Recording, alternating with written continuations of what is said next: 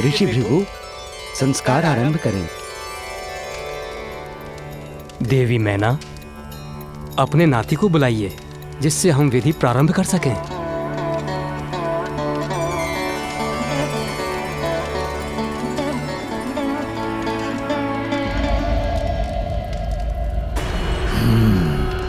तो अब वो दुष्ट मेरे समक्ष तो आएगा। ये इतना समय क्यों लग रहा है इस विधि में?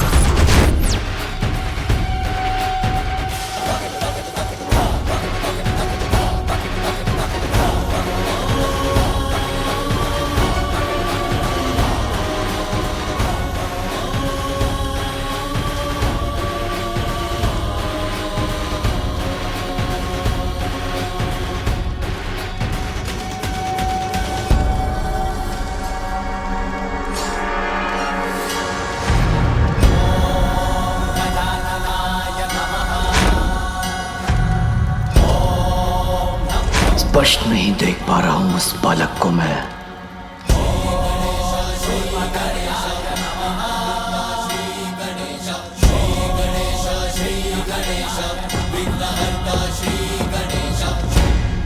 एक बार मेरी दृष्टि तो पड़े इस बालक पर, ये दिखाई तो दे मुझे।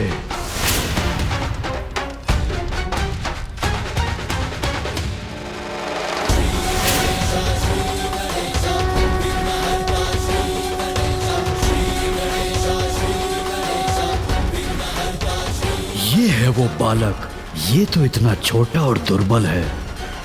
मैं व्यर्थ चिंता कर रहा था।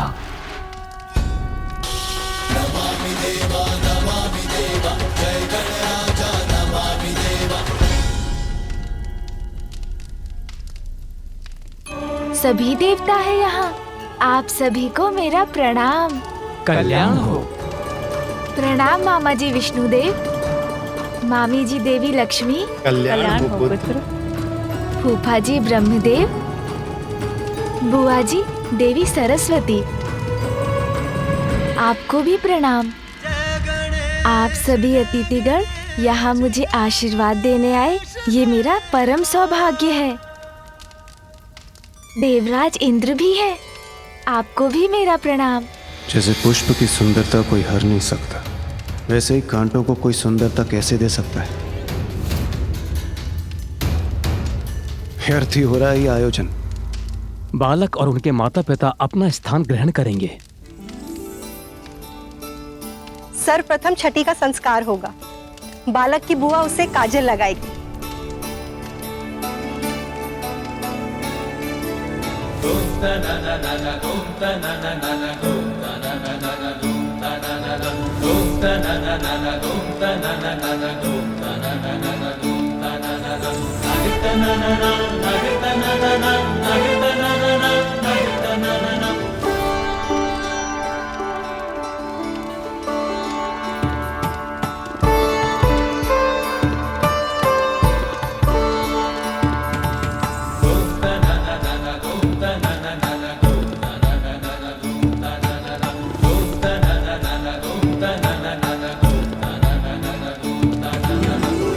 अब बालक का नामकरण होगा।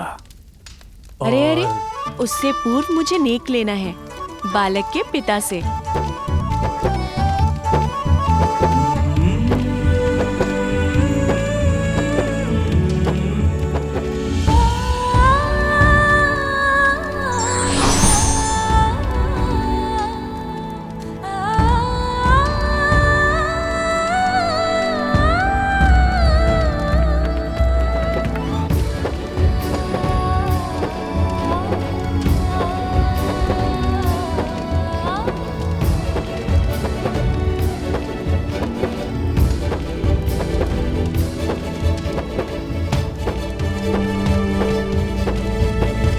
दीदी, क्या अब हम नामकरण की विधि प्रारंभ कर सकते हैं?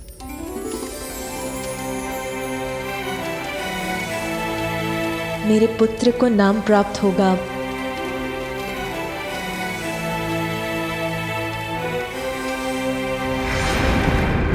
ओम अग्नये स्वाहा, ओम अग्नये स्वाहा, ओम अग्नये स्वाहा, ओम प्रजापतये स्वाहा, ओम प्रजापतये स्वाहा, ओम प्रजापतये स्वाहा, ओम भूरग्नये स्वाहा, ओम भूरग्नये स्वाहा, ओम भूरग्नये स्वाहा।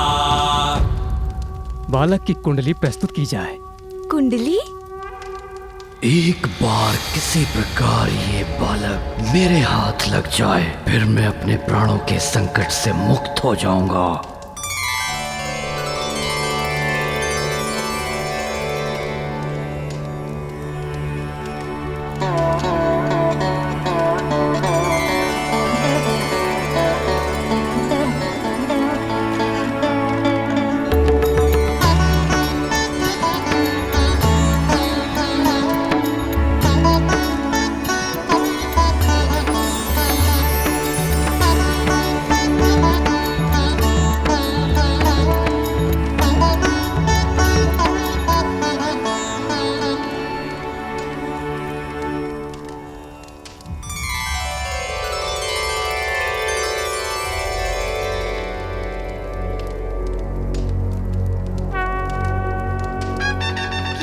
प्राप्त हुआ है बालक को?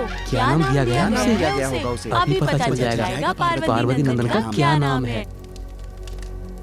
हमें बालक के नाम का प्रथम अक्षर प्राप्त हुआ है। अब ब्रह्मदेव वो अक्षर देवी सरस्वती को बताएंगे।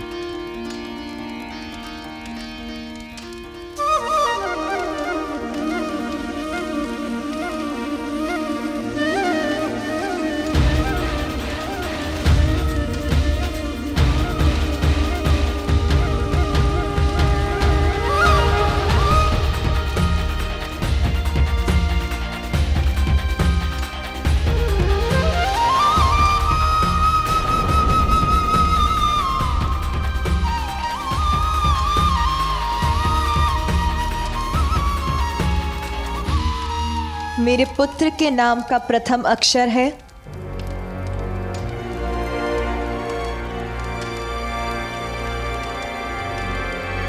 ग। ग ग ग प्रथम अक्षर है ग। ग निकला है। ग से नाम प्रारंभ होगा।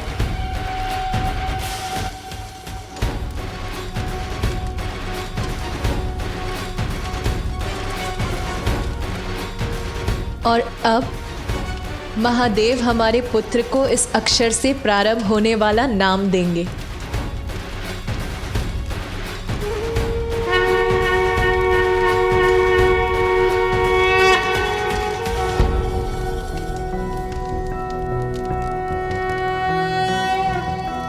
कोसि कतमोसि कस्यासि को नामासि यस्य ते नामा मन्महीयं त्वा सोमेनाति त्रिपाम् भूर्भुवस्वः सुप्रजा प्रजाभिः स्याथं सुवीरो वीरः सुपोषपोषः ॐ कोसि कद्मोऽस्येषोऽस्यमृतोऽसि आहस्पत्यं मासं प्रविश गजानन।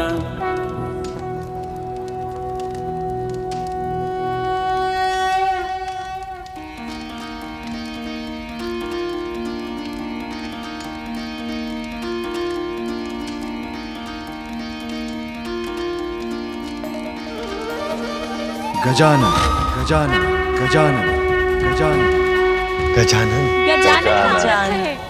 गजानन नाम। गजानन गजानन गजानन गजानन गजानन गजानन गजानन गजानन गजानन गजानन गजानन गजानन गजानन, तुम गजानन हो पुत्र। गजानन?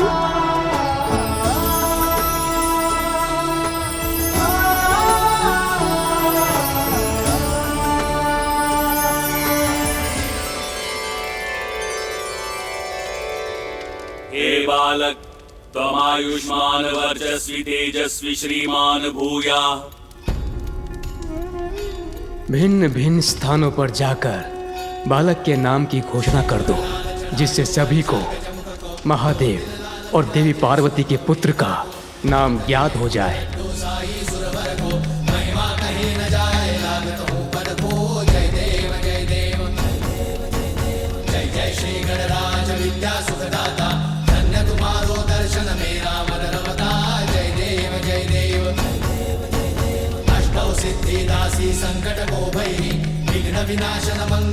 आप सबको मेरा प्रणाम।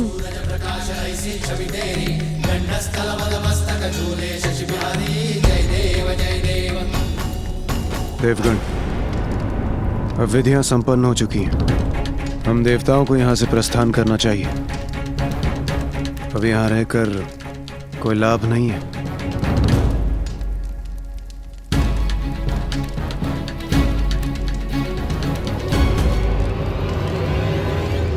इस बालक का तो मैं अभी यही अंत कर सकता हूं।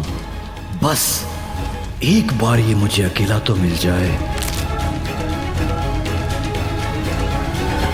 इस प्रसन्नता की घड़ी में आप सभी हमारे साथ यहाँ उपस्थित हुए, धन्यवाद स्वरूप मैं स्वयं आप सभी का मुख लड्डू से मीठा करवाऊंगी। अर्थात और विलंब होगा हमारे प्रस्थान में।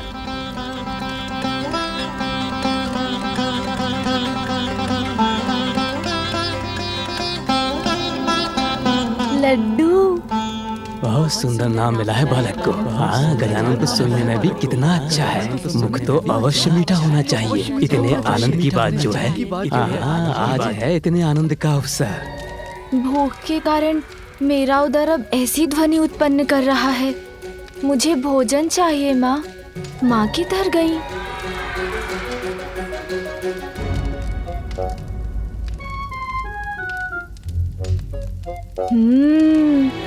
इतने सारे स्वादिष्ट फल, इन्हें ही खा लेता हूँ।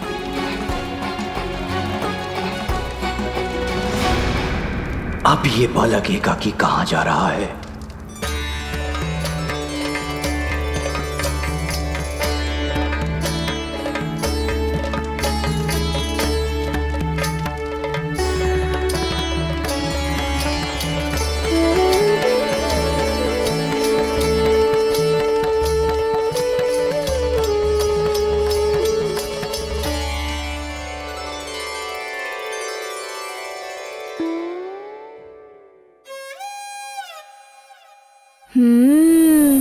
अब मैं इन्हें खाऊंगा।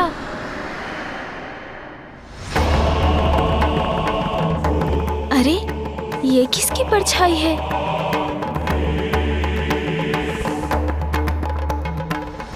देवी पार्वती, हर्षोल्लास के इस वातावरण में आप हमें मत भूल जाइएगा। गजानन को नाम मिलने की प्रसन्नता में हमारा मुख भी मीठा करवाइए। यहाँ से शीघ्रता से जाना चाहता हूँ। ये देवी सची को समझ में नहीं आ रहा है क्या?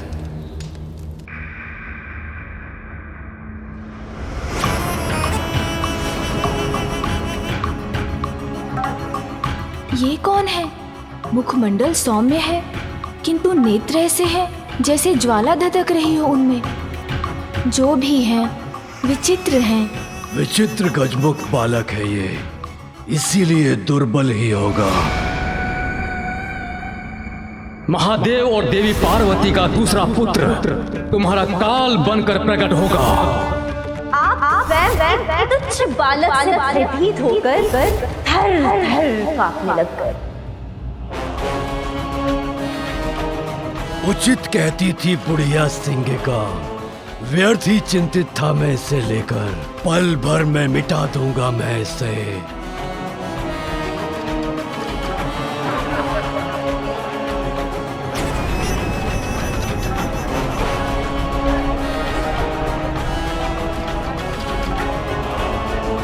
एक बार किसी प्रकार ये बालक मेरे हाथ लग जाए, फिर मैं अपने प्राणों के संकट से मुक्त हो जाऊंगा। कौन है आप? और मुझे ऐसा क्यों प्रतीत हो रहा है जैसे आपके मन में अनेकों विचार आकार ले रहे हो मुझे देखकर? तुम्हारी मृत्यु हो मैं, ये तुम्हें अभी ज्ञात हो ही जाएगा, किंतु उसके पूर्व तुम्हें यहाँ से हटाने का उपाय ढूंढना होगा मुझे।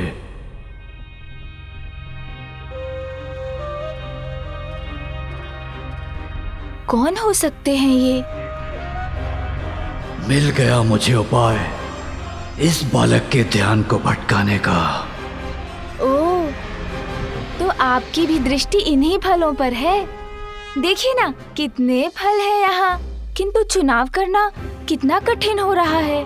मेरे मन में बस यही विचार आपस में संघर्ष कर रहे हैं कि मैं लाल फल चुनूं या हरा। अब क्या करना है, उसका निर्णय तो लेना ही होगा ना।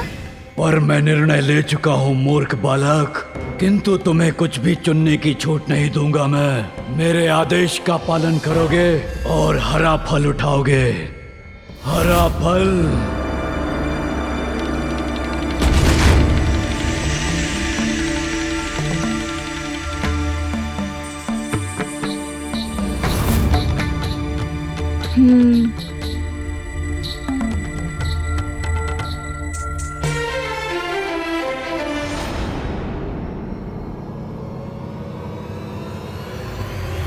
विघ्न बनोगे तुम मेरे जीवन में।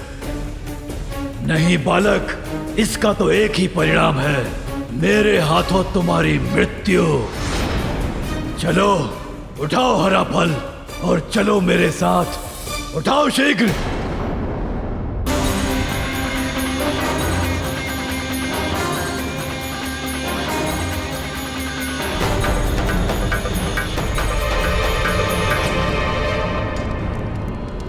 देवी पार्वती,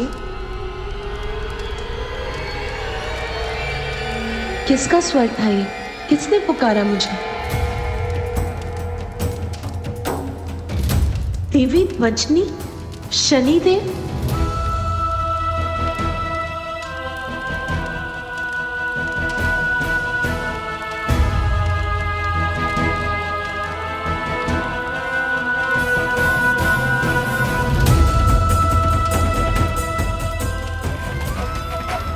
शनिदेव ने पुनः यहाँ आने का साहस कैसे किया?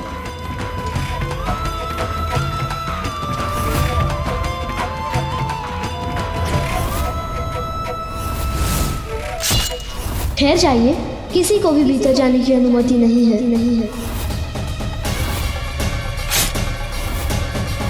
मुझे मेरा पुत्र पुनः चाहिए। ये शीश मेरे त्रिशूल के प्रहार से भस्म हुआ है और मेरे त्रिशूल से भस्म होकर कोई पुनः जीवित नहीं हो सकता।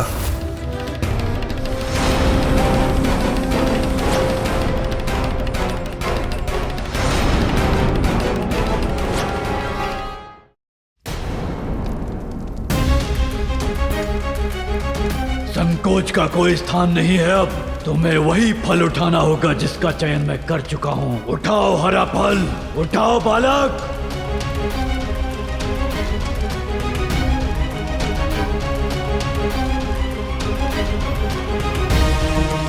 प्रतीत होता है अब ये बालक पूर्णतया मेरे वश में है। अब इसे मैं मृत्यु के मुख तक ले जा सकता हूं।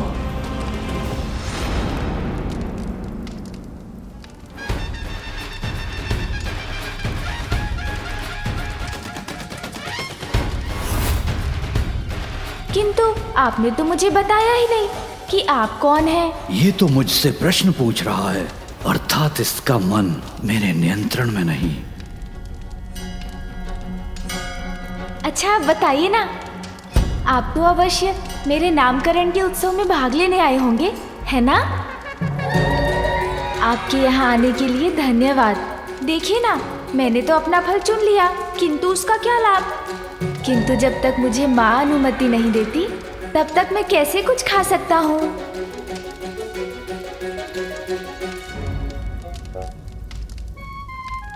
इसे दुर्बल मानकर इसकी शक्ति को कम आंकने की भूल तो नहीं कर बैठा मैं। इस पर तो मेरी सम्मोहक शक्ति का कोई प्रभाव नहीं हो रहा है।